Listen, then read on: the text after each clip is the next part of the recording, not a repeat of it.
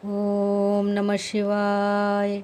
नमस्कार दोस्तों, आप सभी का हमारे YouTube चैनल पर स्वागत है। आज हम श्रावण मास महात्म्य के 18वें अध्याय का श्रवण करेंगे। आशा दशमी व्रत का विधान। श्रावण मास महात्म्य 18वां अध्याय। सनत कुमार बोले, हे भगवान, हे पार्वतीनाथ, हे भक्तों पर अनुग्रह करने वाले, हे दया सागर, अब आप दशमी तिथि का महात्म्य बताइए। ईश्वर बोले, हे सनत कुमार, श्रावण मास में शुक्ल पक्ष की दशमी तिथि से यह व्रत आरंभ करें। पुनः प्रत्येक महीने में शुक्ल पक्ष की दशमी तिथि को यह व्रत करें। इस प्रकार 12 महीनों में इस उत्तम व्रत को करने के बाद में श्रावण मास में शुक्ल पक्ष की दशमी तिथि पर इसका उद्यापन करें। राज्य की इच्छा रखने वाले राजपुत्र, उत्तम कृषि के लिए कृषक, व्यवसाय के लिए वैश्यपुत्र, पुत्र प्राप्ति के लिए गर्भिणी स्त्री, धर्म अर्थ काम की सिद्धि के लिए सामान्य जन, श्रेष्ठ वर्ग की अभिलाषा रखने वाली कन्या, यज्ञ करने की कामना करने वाले ब्राह्मण श्रेष्ठ, आरोग्य के लिए रोगी और दीर्घकालिक पति के परदेश रहने पर उनके आने के लिए पत्नी, इन सबको तथा इसके अतिरिक्त अन्य लोगों को भी इस दशमी व्रत को करना चाहिए। जिस कारण जिसे कष्ट हो तब उसके निवारण हेतु उस मनुष्य को यह व्रत करना चाहिए। श्रावण में शुक्ल पक्ष की दशमी के दिन स्नान करके देवता का विधिवत पूजन कर घर के आंगन में 10 दिशाओं में पुष्प पल्लव चंदन से अथवा जौ के आटे से अधिदेवता की शस्त्र वाहन युक्त स्त्री रूपा शक्तियों का अंकन करके नक्त वेला में 10 दिशाओं में उनकी पूजा करनी चाहिए। घृत मिश्रित नैवेद्य अर्पण करके उन्हें पृथक पृथक दीपक प्रदान करना चाहिए। उस समय जो फल उपलब्ध हो वह भी चढ़ाना चाहिए। इसके बाद अपने कार्य की सिद्धि के लिए इस प्रकार प्रार्थना करनी चाहिए, हे दिग देवता, मेरी आशाएं पूर्ण हो और मेरे मनोरथ सिद्ध हों। आप लोगों की कृपा से सदा कल्याण हो। इस प्रकार विधिवत पूजन करके ब्राह्मण को दक्षिणा देनी चाहिए। हे मुनि श्रेष्ठ, इसी क्रम से प्रत्येक महीने में दशमी तिथि का व्रत सदा करना चाहिए और 1 वर्ष तक करने के अनंतर उद्यापन करना चाहिए। अब पूजन की विधि कही जाती है। सुवर्ण अथवा चांदी अथवा आटे से ही 10 दिशाओं को बनवाएं। उसके बाद स्नान करके भली भांति वस्त्राभूषण से अलंकृत होकर बंधु बांधवों के साथ भक्तिपूर्ण मन से 10 दिग देवताओं को पूजन करना चाहिए। घर के आंगन में क्रम से इन मंत्रों के द्वारा दिग देवताओं को स्थापित करें।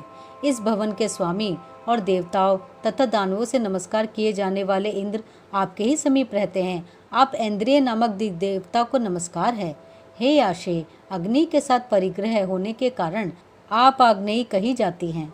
आप तेज स्वरूप तथा पराशक्ति हैं, अतः मुझे वर देने वाली हो। आपका ही आश्रय लेकर वे धर्मराज सभी लोगों को दंडित करते हैं, इसलिए आप संयमिनी नाम वाली हैं। हे याम्ये, आप मेरे लिए उत्तम मनोरथ पूर्ण करने वाली हो। हाथ में खड्ग धारण किए हुए मृत्यु के देवता आपका ही आश्रय ग्रहण करते हैं, अतः आप निरृति रूपा हैं। आप मेरे आशा को पूर्ण कीजिए। हे वारुणी, समस्त भुवनों के आधार तथा जल जीवों के स्वामी वरुण देव आप में निवास करते हैं, अतः मेरे कार्य तथा धर्म को पूर्ण करने के लिए आप तत्पर हों। आप जगत के आदि स्वरूप वायुदेव के साथ अधिष्ठित हैं, इसलिए आप वायव्या हैं। हे वायव्य, आप मेरे घर में नित्य शांति प्रदान करें। आप धन के स्वामी कुबेर के साथ अधिष्ठित हैं, अतः आप इस लोक में उत्तरा नाम से विख्यात हैं। हमें शीघ्र ही मनोरथ प्रदान करके आप निरुत्तर हों। हे ईशानी, आप जगत के स्वामी शंभु के साथ सुशोभित होती हैं। हे शुभे, हे देवी, मेरी अभिलाषाओं को पूर्ण कीजिए। आपको नमस्कार है, नमस्कार है। आप समस्त लोकों के ऊपर अधिष्ठित हैं, सदा कल्याण करने वाली हैं और सनक आदि मुनियों से घिरी रहती हैं। आप सदा मेरी रक्षा करें, रक्षा करें।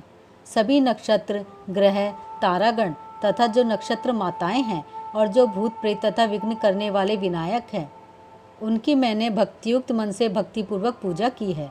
वे सब मेरे अभीष्ट की सिद्धि के लिए सदा तत्पर हों। नीचे के लोकों में आप सर्पों तथा नेवलों के द्वारा सेवित हैं, अतः नाग पत्नियों सहित आप मेरे ऊपर प्रसन्न हो। इन मंत्रों के द्वारा पुष्प धूप आदि से पूजन करके वस्त्र अलंकार तथा फल निवेदित करना चाहिए। इसके बाद वाद्य ध्वनि, गीत, नृत्य आदि मंगल कृत्य और नाचती हुई श्रेष्ठ स्त्रियों के सहित जागरण करके रात्रि व्यतीत करनी चाहिए। कुमकुम, अक्षत, तांबूल, दान, मान आदि के द्वारा भक्तिपूर्ण मन से उस रात्रि को सुखपूर्वक व्यतीत करके प्रातःकाल प्रतिमाओं की पूजा करके ब्राह्मण को प्रदान कर देनी चाहिए। इस विधि से व्रत को करके क्षमा प्रार्थना तथा प्रणाम करके मित्रों तथा प्रिय बंधुजनों को साथ लेकर भोजन करना चाहिए। हे तात, जो मनुष्य इस विधि से आदरपूर्वक दशमी व्रत करता है वह सभी मनोवांछित फल प्राप्त करता है। विशेष रूप से स्त्रियों को इस सनातन व्रत को करना चाहिए, क्योंकि मनुष्य जाति में स्त्रियां अधिक श्रद्धा कामना परायण होती हैं। हे मुनि श्रेष्ठ, धन प्रदान करने वाले, यश देने वाले, आयु बढ़ाने वाले तथा सभी कामनाओं का फल प्रदान करने वाले इस व्रत को मैंने आपसे कह दिया। तीनों लोकों में अन्य कोई भी व्रत इसके समान नहीं है। हे ब्रह्मपुत्रों में श्रेष्ठ, वांछित फल की कामना करने वाले जो मनुष्य दशमी तिथि को 10 दिशाओं की सदा पूजा करते हैं, उनके हृदय में स्थित सभी बड़ी बड़ी कामनाओं को वे दिशाएं फलीभूत कर देती हैं। इसमें अधिक कहने से क्या प्रयोजन। हे सनत कुमार, यह व्रत मोक्षदायक है, इसमें संदेह नहीं करना चाहिए। इस व्रत के समान न कोई व्रत है और ना तो होगा। इस प्रकार श्री स्कंद पुराण के अंतर्गत ईश्वर सनत कुमार संवाद में श्रावण मास महात्म्य में आशा दशमी व्रत कथन नामक 18वां अध्याय पूर्ण हुआ। ओम नमः शिवाय।